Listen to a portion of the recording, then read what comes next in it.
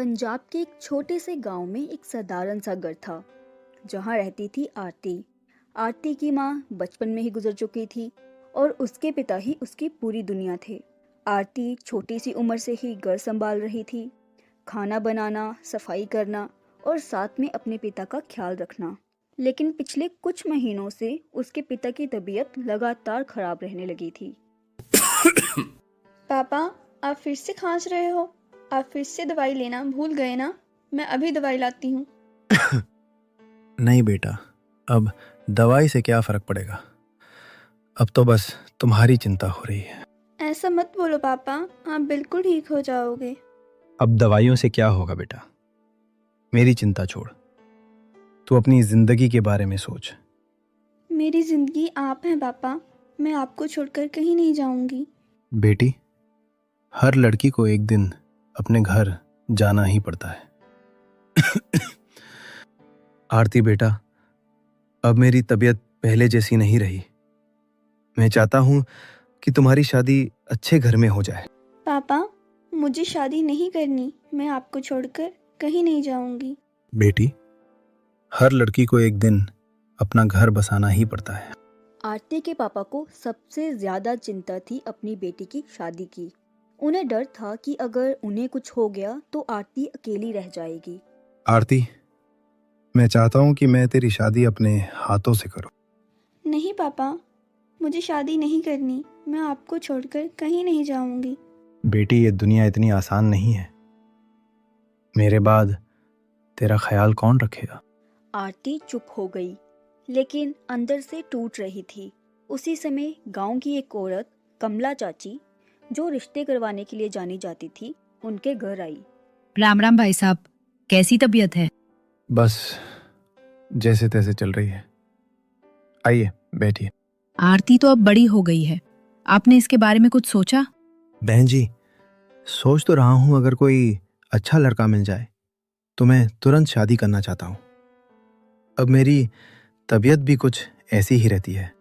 पापा, बस यही तो मैं खुशखबरी लेकर आई हूँ। भाई साहब, शहर का बहुत बड़ा और अमीर परिवार है। लड़का पढ़ा लिखा है और उन्हें सीधी सादी लड़की चाहिए। आरती के मन में डर था, लेकिन अपने पापा की हालत देखकर उसने कुछ नहीं कहा। फिर तो उन्हें हमारी आरती पसंद आ ही जाएगी।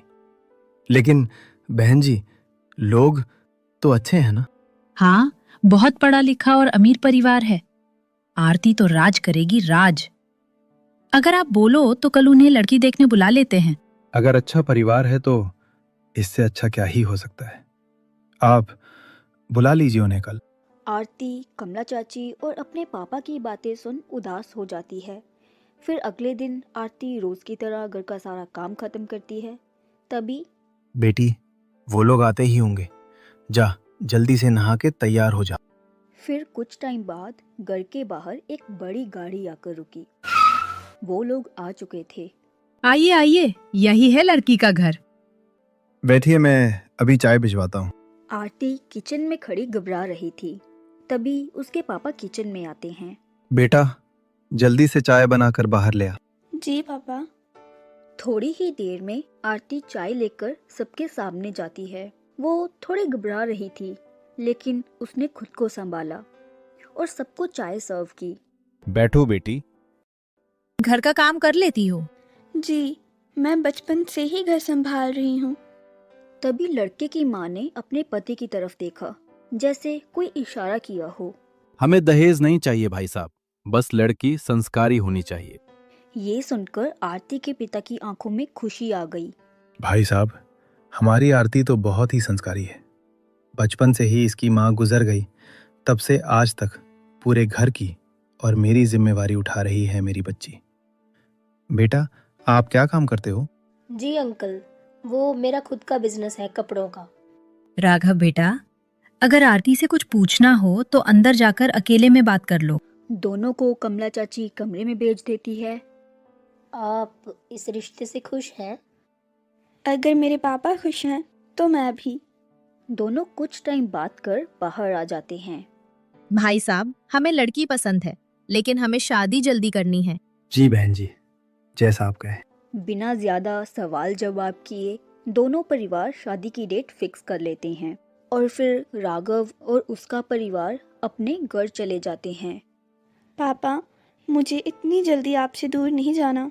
आपके कहने पर मैंने शादी के लिए हाँ कर दी, लेकिन शादी तो लेट कर सकते हैं ना? बेटी, तुझे तो पता है मेरी तबीयत ठीक नहीं रहती, तो क्यों जिद कर रही है मेरी बच्ची। मैं तो खुद चाहता था मेरे होते होते जल्दी तेरी शादी कर दूं। अब तो परिवार भी अच्छा मिल गया तुझे, अच्छे लोग लग रहे थे। अब बस कुछ ही दिनों में शादी हो जाएगी तेरी, तो मेरी थोड़ी चिंता कम हो जाएगी। अपने पापा की बात सुन आरती ज्यादा कुछ नहीं कह पाती। फिर ऐसे ही कुछ दिन निकलते हैं और आरती और राघव की शादी का दिन आता है। शादी बहुत ही अच्छे से होती है और फिर विदाई के समय मेरी बेटी का ध्यान रखना बेटा। मैं वादा करता हूँ पापा, मैं इसका पूरा ख्याल रखूंगा। लेकिन ये वादा सच था या सिर्फ एक दिखावा, ये किसी को नहीं पता था।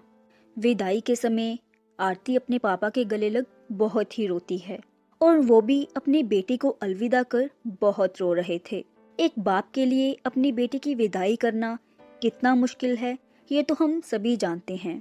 खैर, कुछ ही टाइम में विदाई हुई और आरती अपने ससुराल पहुंची। आरती का ससुराल बहुत ही अमीर था। उनका एक बहुत ही बड़ा बंगला था। सभी ने आरती का स्वागत बहुत ही अच्छे से किया। तुम लोग थक गए होंगे। राघव, आरती को लेकर अपने रूम में जाओ। ठीक है माँ। शादी की थकान तो सबको थी, इसीलिए सभी अपने अपने कमरों में जा सो जाते हैं और अगली सुबह बहो, उठो, 5 बज गए। जी, अभी आई। आरती सास की आवाज सुन जल्दी से बाहर आती है। ये कोई मायका नहीं है, यहाँ नियम से रहना होगा। आज तुम्हारा पहला दिन है, इसलिए कुछ नहीं कह रही। माँ, इनको ये भी बता दो, यहाँ बहुएं आराम नहीं करती। आरती को अपनी ननद की ये बात सुन बहुत अजीब लगा, लेकिन उसने सोचा शायद हर घर में शुरुआत में ऐसा ही होता है। उस दिन से आरती की असली जिंदगी शुरू हुई। रोज सुबह आरती जल्दी उठकर घर का सारा काम करती, लेकिन फिर भी उसकी सास किसी न किसी चीज में कमी निकालकर उसे टोकती रहती। सास तो सास, ननद भी अपने पूरे तेवर में रहती। अरे, फ्री क्यों बैठी हो? जाओ जाकर मेरे लिए चाय बनाओ। मुझे मेरी चाय टाइम पर चाहिए। आरती बिना कुछ बोले चाय बनाने के लिए किचन में चली जाती है। चाय बनाते वो मन ही मन सोचती है, अजीब बात है, इतना बड़ा घर है लेकिन कोई नौकर नहीं। मुझे काम करने में तो कोई दिक्कत नहीं। जब से माँ दुनिया से गई है सारा घर संभाला, ये भी संभाल लूँगी, लेकिन माँ जी और दीदी हमेशा मुझसे अलग क्यों व्यवहार करती हैं? मैंने तो कभी इन्हें कुछ नहीं कहा। शायद इस घर में नहीं हूँ। खैर, जल्दी से चाय ले जाती हूँ, वरना दीदी फिर गुस्सा होंगी। ये लो दीदी। हाँ हाँ ठीक है, रखो। जाओ जाकर पोछा लगा दो। दीदी, पोछा तो मैंने सुबह ही लगाया था, अब दोबारा क्यों? तुम्हें दिखाई नहीं दे रहा कितना गंदा हो रहा है? इतना बड़ा घर है, धूल मिट्टी कितनी आती है। फर्श बिल्कुल साफ था, लेकिन आरती वापस जवाब नहीं दे पाई और चुपचाप दोबारा सफाई करने लगी। बेचारी पहले ही अकेले इतने बड़े घर का सारा काम खुद कर रही थी और फिर से उसे वही काम दोबारा करने को दे दिया। वो बेचारी पूरी तरह थक चुकी थी। काम करते करते थोड़ी रेस्ट करने के लिए जैसे ही वो बैठी, तभी उसकी सास गुस्से से बोलती हुई आती है। ये क्या, अभी से बैठ गई? वो थोड़ा चक्कर आ रहा था। माँ, ये बहू है या नौकरानी? नौकरानी ही समझो। ये शब्द आरती के दिल में तीर की तरह लगे। वो खुद को रोक नहीं पाई और वहीं खड़ी रोने लगी। रात होते ही जब राघव ऑफिस से घर आया, तभी आरती सारी बात राघव को बताती है। आपने कहा था आप मेरे साथ हैं। आप दीदी और माँ जी को कुछ बोलते क्यों नहीं? मैं यहाँ बहू बनकर आई हूँ, लेकिन इन्होंने तो मुझे नौकरानी बना दिया। मुझे घर संभालने और काम करने में कोई दिक्कत नहीं, लेकिन ऐसा व्यवहार करना भी तो गलत है ना? सॉरी आरती, वो उनकी आदत ही ऐसी है, लेकिन मैं बात करूँगा उनसे। पर घर में शांति के लिए तुम्हें थोड़ा तो एडजस्ट करना होगा। उस पल आरती को ऐसा लग रहा था जैसे वो इस घर में अकेली है। दोनों बात कर सो जाती हैं। तभी आधी रात जब सब सो रहे थे, आरती पानी लेने बाहर आई। तभी उसे धीमी आवाजें सुनाई दी। तुमने लड़की ला तो दी। आरती के कदम वहीं रुक गए। अब आगे का काम कब करोगी? जल्दी ही, लेकिन इस बार कोई गलती नहीं होनी चाहिए। तभी आरती के हाथ में पकड़ा गिलास गिर जाता है। कौन है वहाँ? अपनी सास की आवाज सुन आरती एकदम घबरा गई। आरती का दिल इतनी तेज धड़क रहा था जैसे अभी बाहर आ जाएगा। उसके पैर जैसे जमीन में जम गए, लेकिन अगले ही पल उसने खुद को संभाला और जल्दी से किचन में घुस गई। उसका पीछा करते उसकी सास भी किचन में आती है। सास को देख आरती एकदम डर जाती है। इतनी रात को यहाँ क्या कर रही हो? मैं पानी लेने आई थी। इतनी रात को कमरे में पानी नहीं था? वो खत्म हो गया था। कुछ पल के लिए दोनों के बीच सन्नाटा छा गया। अगली बार बिना बताए कमरे से बाहर मत निकलना। जी माँ जी। जाओ, अब जल्दी से अपने कमरे में जाकर सो जाओ। आरती अपने कमरे में आकर लेट जाती है, लेकिन अब उसे नींद कहाँ से आने वाली थी। उसके दिमाग में बस वो बातें गूंज रही थी। लेकिन इस बार कोई गलती नहीं होनी चाहिए। माँ जी इतनी रात को किससे बात कर रही थी? और वो लोग किस लड़की की बात कर रहे थे? इस घर में तो मेरे और दीदी के अलावा तो कोई और लड़की है ही नहीं, और मैं तो अभी इसी घर में नई नई आई हूँ। ये लोग क्या करने वाले हैं मेरे साथ? आरती को समझ नहीं आ रहा था कि वो किस मुसीबत में फंस चुकी है। बातें सोचते सोचते आरती की आंख लग गई और सुबह होते ही सास फिर उसके कमरे के बाहर आकर बोलने लगी। बहू, अभी तक सो रही है? जी आ रही हूँ। वो फिर से रोज की तरह घर के कामों में लग गई, लेकिन आज उसके मन में डर ज्यादा था और सवाल भी। क्या हुआ? चेहरा इतना उतरा हुआ क्यों है तुम्हारा? कुछ नहीं, बस नींद पूरी नहीं हुई। आरती ने सोचा अभी कुछ कहना सही नहीं होगा, उसे पहले सच्चाई जाननी होगी। सारा काम खत्म कर आरती अपने कमरे में चली गई, लेकिन रात की बातें उसके दिमाग से जाने का नाम ही नहीं ले रही थी। इसी बीच राघव कमरे में आता है। आरती ने हिम्मत जुटाई और राघव से बात करने का सोचा। मुझे आपसे एक जरूरी बात करनी है। बोलो। कल रात मैंने माँ जी को किसी से बात करते सुना।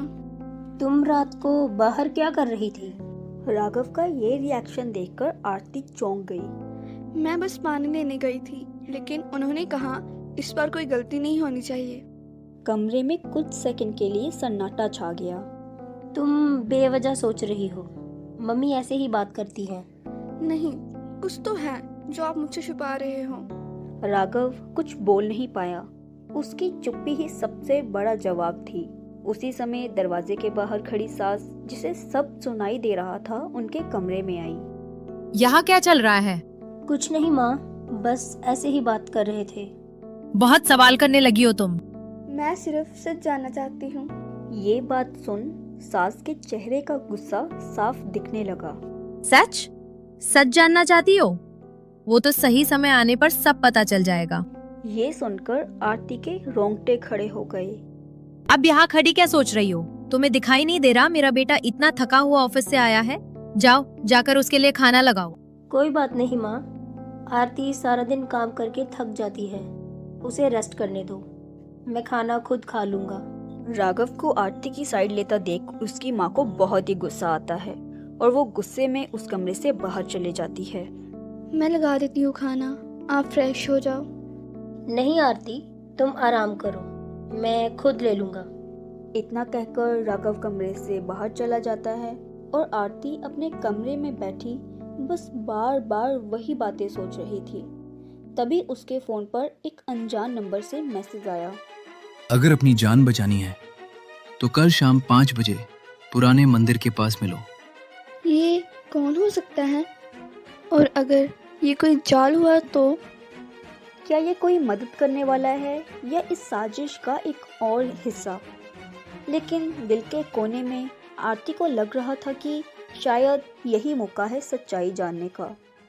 फिर वो कुछ टाइम आराम कर दोबारा घर के कामों में लग जाती है और फिर अगली सुबह आज काम जल्दी खत्म करना, मेहमान आने वाले हैं। आरती समझ गई आज घर से निकलना आसान नहीं होगा। माँ जी, मुझे थोड़ा बाहर जाना है। क्यों, कहाँ जाना है? वो मंदिर माँ जी, मैं जब से शादी करके आई हूँ एक बार भी मंदिर नहीं गई। उसकी सास कुछ पल उसे घूरती रही, जैसे उसके मन को पढ़ने की कोशिश कर रही हो। ठीक है, जल्दी वापस आ जाना। आरती ने राहत की सांस ली, लेकिन उसे नहीं पता था कि कोई और भी उस पर नज़र रख रहा है। आरती घर का सारा काम खत्म करती है और ठीक शाम 5 बजे उसी मंदिर पहुंच जाती है जहां उस अनजान व्यक्ति ने उसे बुलाया था। कौन है? किसने मुझे बुलाया? तभी पीछे से आवाज आती है।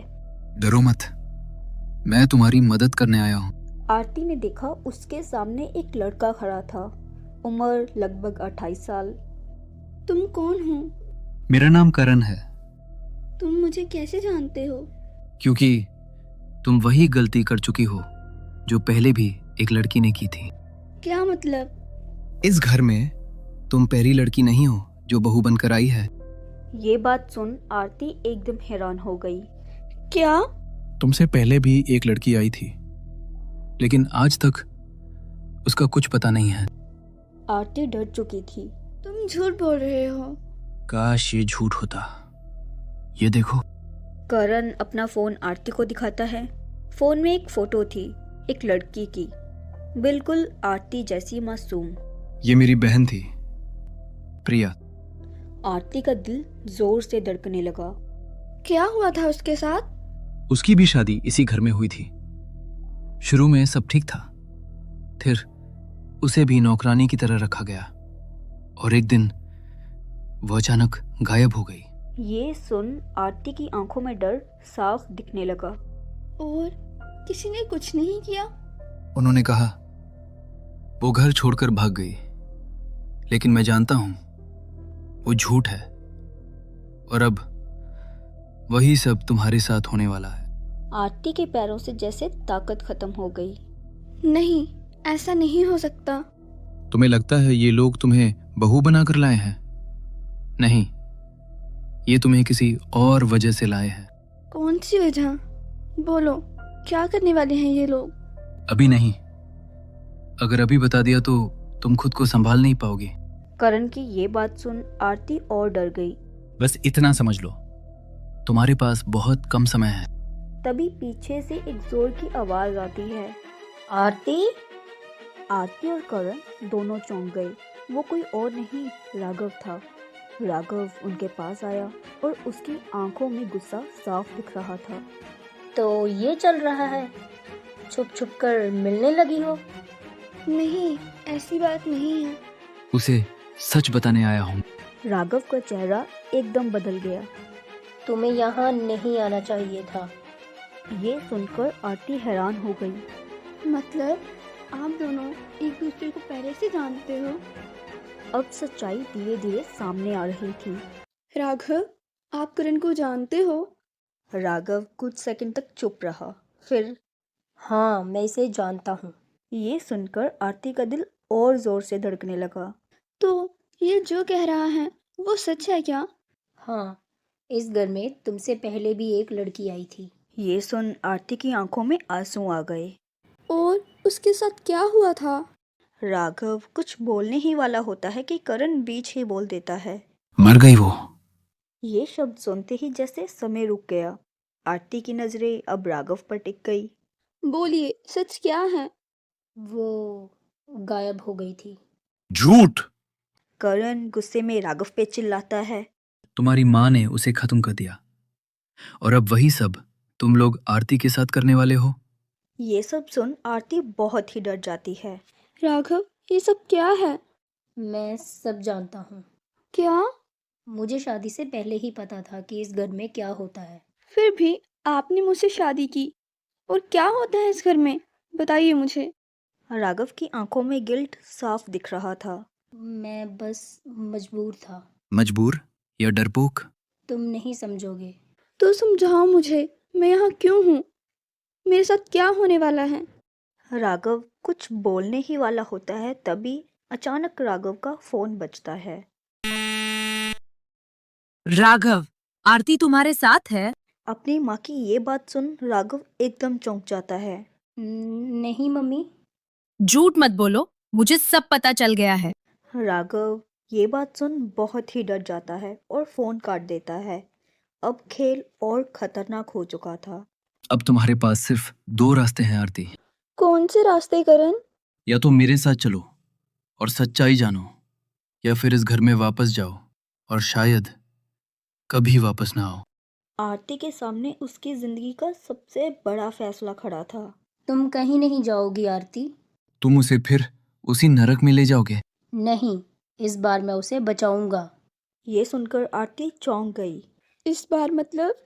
हाँ, क्योंकि पिछली बार मैं किसी को नहीं बचा पाया। राघव, मुझे कुछ समझ नहीं आ रहा।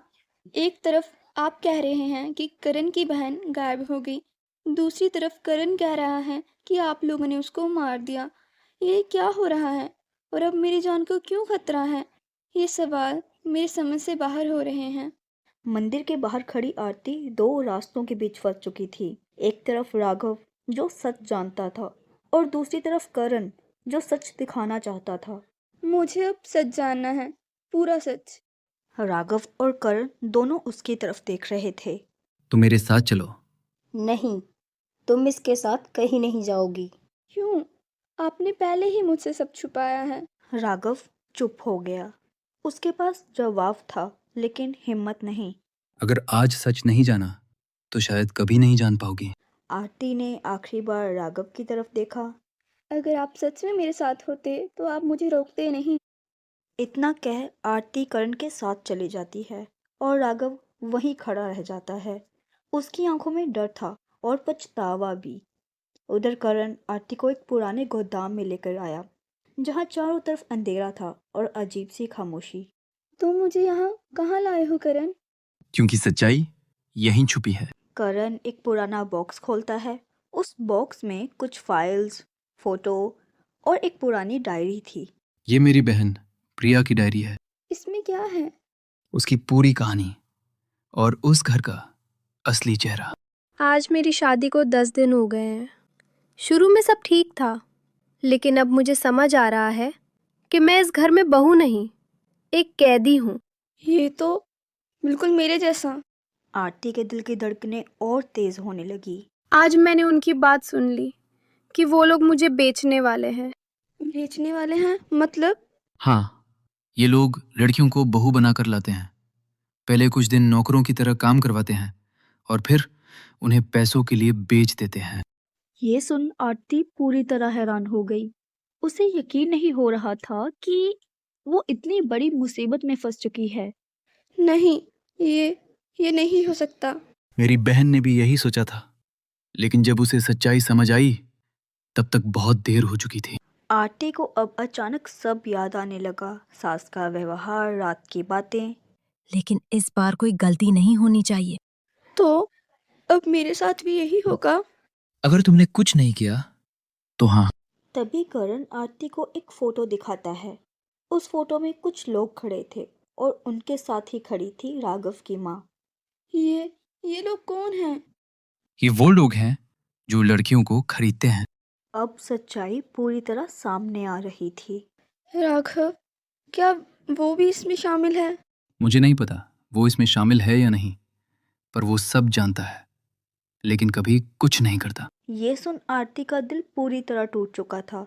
तभी बाहर किसी गाड़ी की आवाज आती है। लगता है कोई आ गया। मुझे पता था तुम यहीं मिलोगी। सास को देख आरती का तो दिल जैसे रुक सा गया। उन्होंने देखा आरती की सास और उसके साथ 2 व्यक्ति और उनकी तरफ बढ़ रहे थे। बहुत समझदार बन रही थी ना तुम। माँ जी, अब नाटक बंद करो। तुम्हें पता चल ही गया है तो अब छुपाने का कोई फायदा नहीं। आज ही तुम्हें भेज दिया जाएगा। अब आरती के पास कोई और रास्ता नहीं था। उस गोदाम के अंदर आरती चारों तरफ से गिर चुकी थी। एक तरफ उसकी सास और दूसरी तरफ वो लोग जो उसे खरीदने आए थे। बहुत भागने की कोशिश कर ली, अब चुपचाप चलो। नहीं, मैं कहीं नहीं जाऊंगी। आरती की आवाज कांप रही थी, लेकिन इस बार उसके अंदर डर के साथ गुस्सा भी था। मैडम, अब ये ऐसे जाने वाली नहीं है। कोई इसे हाथ नहीं लगाएगा। करण गुस्से में उन्हें बोलने लगा, लेकिन वो अकेला था और सामने 3 लोग। तुम अभी भी नहीं सुधरे। पहले अपनी बहन को नहीं बचा पाए, अब इसे बचाओगे? ये सुनकर करण का गुस्सा और फूट पड़ा। तुमने उसे मारा है? करण को चिल्लाता देख वहां खड़े दोनों आदमी करण को पकड़ने के लिए आगे बढ़ते हैं। करण, अब सब कुछ खत्म होता हुआ लग रहा था, लेकिन तभी बाहर से किसी गाड़ी की रुकने की आवाज आई। सबने जैसे ही हैरान होकर देखा, राघव गोदाम के अंदर आ रहा था। बस, कोई इसे हाथ नहीं लगाएगा। राघव, तुम यहाँ क्या कर रहे हो? वो जो मुझे बहुत पहले कर देना चाहिए था। आरती की आंखों में उम्मीद की एक किरण जगी।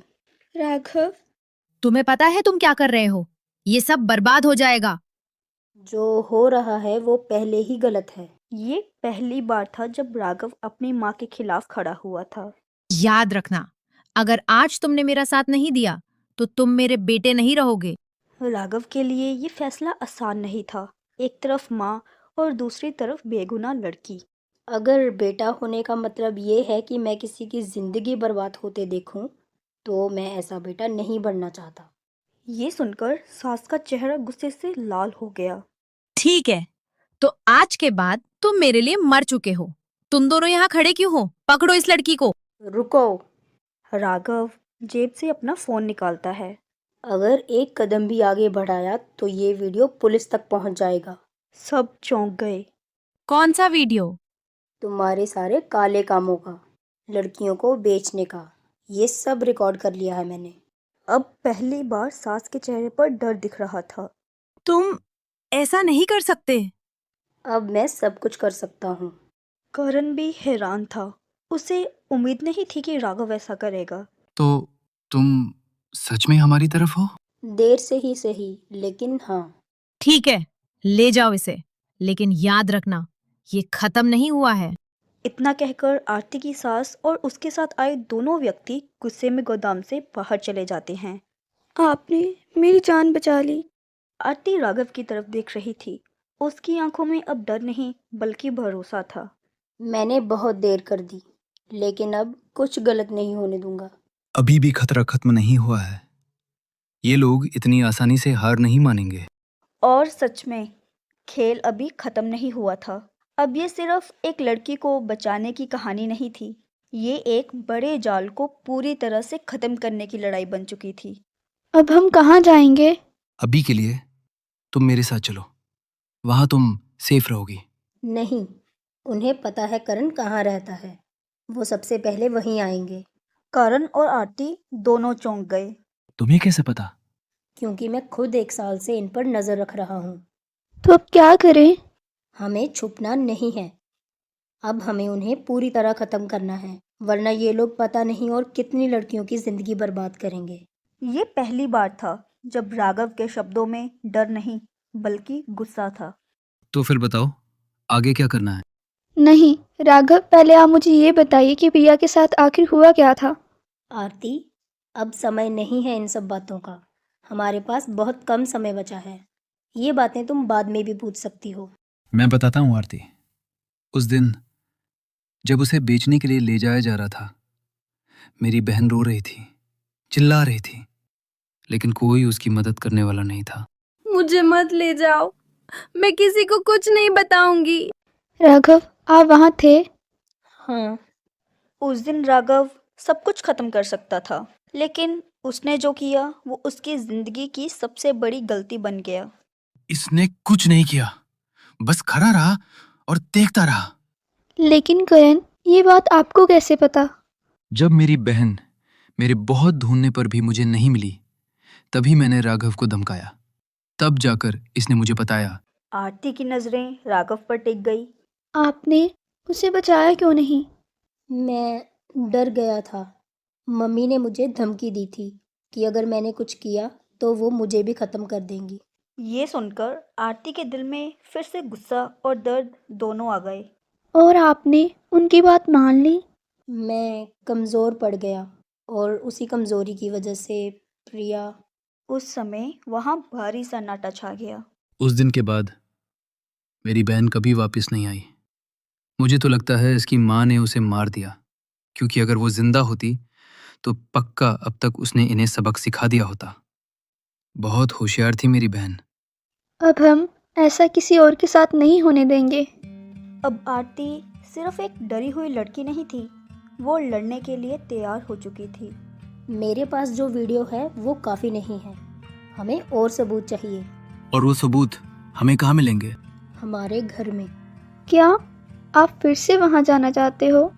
हाँ, क्योंकि असली रिकॉर्ड्स और डील्स सब वहीं छुपा है।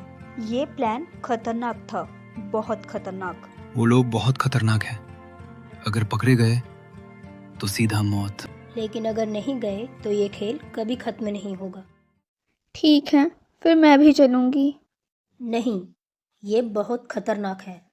मेरी जिंदगी दांव पर लगी है, मुझे हक है ये लड़ाई लड़ने का। अब तीनों एक ही रास्ते पर थे, लेकिन उसी समय किसी को नहीं पता था कि कोई उन्हें देख रहा है। उन्हें लगता है वो मुझसे बच सकते हैं।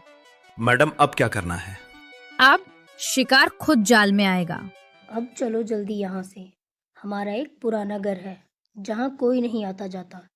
कुछ टाइम वहाँ रुकते हैं और फिर आगे का काम शुरू करते हैं।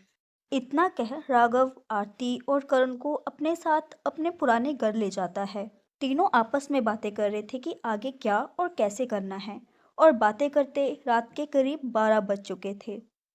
चारों तरफ सन्नाटा था और उसी सन्नाटे में आरती, राघव और करण तीनों राघव के घर पहुंचते हैं। मुझे बहुत डर लग रहा है। डरना मत, आज सब खत्म हो जाएगा। याद रखना, एक गलती और सब खत्म। तीनों चुपचाप घर के पीछे वाले दरवाजे से अंदर घुसे। सब कुछ शांत था, जैसे घर सो रहा हो या फिर किसी का इंतजार कर रहा हो। वो फाइल्स कहाँ होंगी? हमारे स्टोर रूम में, एक लॉक्ड अलमारी में। तो चलो जल्दी चलते हैं। तीनों धीरे धीरे कमरे की तरफ बढ़ते हैं। हर कदम के साथ दिल की धड़कन तेज हो रही थी। यही है। वो अलमारी खोलने की कोशिश करता है, क्योंकि राघव अपनी माँ के हर कदम पर 1 साल से नजर रख रहा था। तभी उसने अलमारी का लॉक भी देख लिया था। कुछ सेकंड के बाद लॉक खुल गया। ये इतनी सारी फाइल्स? उसमें कई लड़कियों की फोटोज, उनके नाम और पैसों की डील्स लिखी हुई थी। ये लोग इंसान नहीं हैं। तभी आरती को एक फाइल दिखी। ये तो प्रिया। जैसे ही वो फाइल खोलते हैं, उसमें लिखा था स्टेटस सोल्ड। मतलब वो जिंदा थी, उसे बेच दिया गया था। मेरी बहन। अब दर्द और गुस्सा दोनों चरम पर थे। तभी अचानक लाइट जलती है। पूरे कमरे में रोशनी फैल गई। दरवाजे पर कोई और नहीं, आरती की सास खड़ी थी, साथ में कई आदमी। वाह, मैं जानती थी तुम लोग यहीं आओगे। तीनों के चेहरे पर शौक साफ था। मम्मी? इसे ट्रैप कहते हैं बेटा। मैंने तुम्हें खुद यहाँ आने दिया। तुम बच नहीं पाओगी। बचना? मैं तो खेल जीत चुकी हूँ। आदमी तीनों को घेर लेते हैं। अब क्या होगा? इस बार बचने का कोई रास्ता नहीं दिख रहा था। सबूत चाहिए थे ना? अब ये सबूत ही तुम्हारी मौत बनेंगे। तभी पीछे से एक आवाज आती है। शायद आज नहीं। ये आवाज। जैसे ही सबकी नजरें दरवाजे की तरफ मुड़ी, प्रिया। ये जिंदा है। जिसे सब मरा हुआ समझ रहे थे, वो आज उनके सामने खड़ी थी। तुम यहाँ कैसे? जिसे तुमने बेचा था वो आज खुद वापस आई है। कमरे में सन्नाटा छा चुका था। हर किसी की नजर सिर्फ एक चेहरे पर टिक गई थी, प्रिया, जो शायद मर चुकी थी, लेकिन आज उन सबके सामने जिंदा खड़ी थी। प्रिया, तू सच में जिंदा है? अपनी बहन को जिंदा खड़ा देख करण की आंखों से आंसू निकल पड़े। हाँ भैया, मैं जिंदा हूँ। ये पल दर्द और खुशी दोनों से भरा था। लेकिन ये कैसे पॉसिबल है? क्योंकि जिस दिन ये लोग मुझे बेचने ले गए थे, उस दिन मेरी जिंदगी खत्म नहीं हुई थी, बल्कि वहीं से मेरी असली लड़ाई शुरू हुई थी। उस दिन जब प्रिया को जबरदस्ती गाड़ी में बैठाया गया, वो चिल्ला रही थी, रो रही थी, लेकिन इस बार किस्मत उसके साथ थी। रास्ते में हमारी गाड़ी का एक्सीडेंट हो गया था। उस हादसे में वो लोग घायल हो गए और प्रिया किसी तरह वहां से बाहर निकली। मैं सीधा पुलिस के पास जा सकती थी, लेकिन मेरे पास कोई सबूत नहीं था और ये लोग बहुत पावरफुल थे। तब प्रिया ने एक फैसला लिया, भागने का नहीं, लड़ने का। मैंने अपनी पहचान छुपा ली और सालों तक इनके खिलाफ सबूत इकट्ठा करती रही। तूने मुझे बताया क्यों नहीं? क्योंकि मैं नहीं चाहती थी कि आप भी खतरे में पड़ो। अब प्रिया की नजर सीधा राघव की माँ पर पड़ी। आज तुम्हारा खेल खत्म करने आई हूँ। उस दिन तो तुम्हारी किस्मत अच्छी थी तो बच गई, लेकिन आज सामने आकर तुमने बहुत बड़ी गलती की है। आज इन सब के साथ तुम भी नहीं बचोगी। तुम हमारा कुछ नहीं कर सकती। ये सब मेरे आदमी हैं। अचानक बाहर से पुलिस की गाड़ियों की आवाज गूंजने लगी। ये क्या है? तुम्हारा अंत। सब लोग वहीं रुक जाओ, आपको गिरफ्तार किया जाता है। राघव की माँ और उसके आदमी चारों तरफ से गिर चुके थे। राघव, कुछ करो। लेकिन इस बार राघव चुप नहीं रहा। अब कुछ नहीं होगा, बस अब बहुत हो गया। पुलिस ने सभी को पकड़ लिया। तुम सबको इसका पछतावा होगा। पछतावा तो अब तुम्हें होगा, हर उस लड़की के लिए जिसकी जिंदगी तुमने बर्बाद की है। ऐसे ही इतने साल गायब नहीं रही मैं। जो सबूत दिए हैं पुलिस को, अब तो कितनी भी पावर क्यों ना हो, जेल से पूरी जिंदगी बाहर नहीं निकल पाओगी। और उसी पल वो औरत जो खुद को सबसे ताकतवर समझती थी, हार चुकी थी। पुलिस राघव की माँ और उसके साथ सारे आदमियों को लेकर चली जाती है। बुरे लोगों का तो अंत हो चुका था, लेकिन कुछ जख्म ऐसे होते हैं जो वक्त के साथ भी नहीं बढ़ते। अगर आज प्रिया नहीं होती तो शायद मैं भी। अब तुम सेफ हो। अब आरती की नजर राघव पर गई। आपने मुझे बचाया, लेकिन जो पहले हुआ उसमें भूल नहीं सकती। मैं जानता हूँ और मैं उस गलती का हकदार भी हूँ। नहीं आरती, राघव की कोई गलती नहीं है, बल्कि राघव की वजह से आज मैं जिंदा हूँ। राघव, अब तो मुसीबत पूरी तरह से खत्म हो चुकी है। अब तो सबको सच बता दो। ये सब सुन सभी चौंक गए। अब कौन सा सच जाना बाकी है प्रिया? आरती, उस दिन जब ये लोग मुझे बेचने के लिए लेकर जा रहे थे, तब एक्सीडेंट के बाद जब मैं वहां से भागने के लिए निकली, तभी मैंने देखा राघव उनकी गाड़ी का पीछा करते हुए आ रहा था। राघव, तुम? प्लीज मुझे छोड़ दो, मुझे जाने दो। शांत रहो प्रिया, मैं तुम्हें पकड़ने नहीं बल्कि बचाने आया हूँ। क्या? हाँ, मुझे माफ कर दो प्रिया। उस वक्त माँ के डर से मैं तुम्हारा साथ नहीं दे पाया, लेकिन अब मैं अपनी आंखों के सामने किसी लड़की के साथ गलत होता कैसे देख सकता था। इसीलिए जैसे ही ये लोग घर से बाहर निकले, मैं माँ से बहाना लगाकर बाहर निकला और तुम्हारी गाड़ी का पीछा करने लगा। लेकिन तुम्हें चोट तो नहीं लगी? नहीं राघव, मैं ठीक हूँ। फिर ठीक है, लेकिन जल्दी मेरी गाड़ी में बैठो। अगर इन्हें होश आ गया तो ये तुम्हें छोड़ेंगे नहीं। हाँ ठीक है। प्रिया, अब तुम्हें इनकी सच्चाई पता चल चुकी है, इसलिए तुम्हें कुछ टाइम के लिए गायब रहना होगा, वरना ये लोग तुम्हें मार देंगे। लेकिन मैं तो सिर्फ अपने घर जा सकती हूँ राघव। नहीं प्रिया, माँ तुम्हें वहाँ ढूंढ लेंगी। मैं तुम्हें हमारे पुराने घर लेके जाता हूँ। जब तक मैं इनके खिलाफ पूरे सबूत इकट्ठे नहीं कर लेता, तब तक तुम्हें वहीं रहना होगा। अब हमें इन्हें पूरी तरह ख़त्म करना है। ठीक है राघव। क्या? हाँ आरती, अगर राघव उस टाइम वहाँ नहीं आते तो आज मैं यहाँ खड़ी ना होती। राघव, आप अब आरती को सब बता दीजिए। तुम्हारा मुझे गलत समझना ठीक है, क्योंकि मैंने तुम्हें सच दिखाया ही नहीं। लेकिन मैं गलत नहीं हूँ आरती। जब मैं 10 साल का था, तब से माँ ने मुझे मेरे मामा जी के पास फ़ौरन भेज दिया था। मुझे नहीं पता था कि यहाँ इंडिया में हमारे घर में क्या हो रहा है। जब मेरी शादी प्रिया से रखी, तब माँ ने मुझे इंडिया बुलाया।